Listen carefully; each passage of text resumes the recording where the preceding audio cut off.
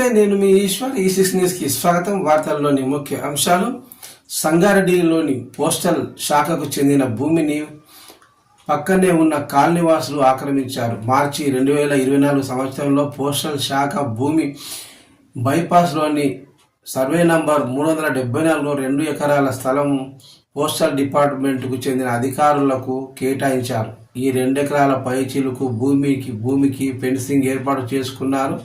కొందరు ఆ ఫెన్సింగ్ను తొలగించి అక్రమంగా రాత్రే రోడ్డు డ్రైనేజీని నిర్మించి అక్రమంగా ఆక్రమించారు. అదేవిధంగా పోస్టల్ శాఖకు కేటాయించిన 2 ఎకరాల భూమి నుంచి సుమారు 3 మీటర్ల మేర జాగను ఆక్రమించి రోడ్డు నిర్మాణం చేశారు.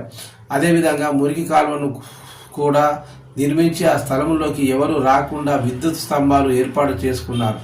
దీనిని గమనించిన పోస్టల్ అధికారులు కేంద్ర ప్రభుత్వానికి మా స్థలం కబ్జా గురి అయ్యిందని, కావున మా స్థలం మాకు వచ్చేలా చూడాలని లేఖ రాశారు.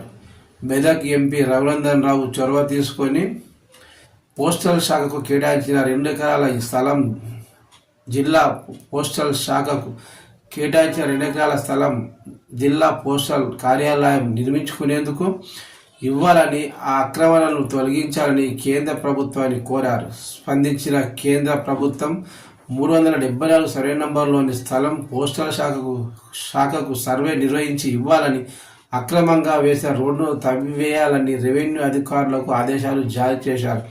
దీంతో సంగారెడ్డి రెవెన్యూ అధికారులు పోస్టల్ భూమికి సర్వే నిర్వహించి హద్దులు చూపించారు. పోస్టల్ శాఖ స్థలం చుట్టూ పూర్తి ఫెన్సింగ్ వేస్తామని కేంద్ర ప్రభుత్వం విడుదల చేయగానే భవన నిర్మాణం చేపడతామన్నారు. ఈ కార్యక్రమంలో పోస్టల్ శాఖ ఉద్యోగులు ఏఎస్పి రఘువీర్, పోస్టల్ సిబ్బంది శ్రీనివాస్ గౌడ్, విజయ్ కుమార్, నాగరాజు, శ్రీనివాస్, రాజేందర్ రెడ్డి, ప్రవీణ్ కుమార్, కామేష్, మురళి తదితరులు పాల్గొన్నారు.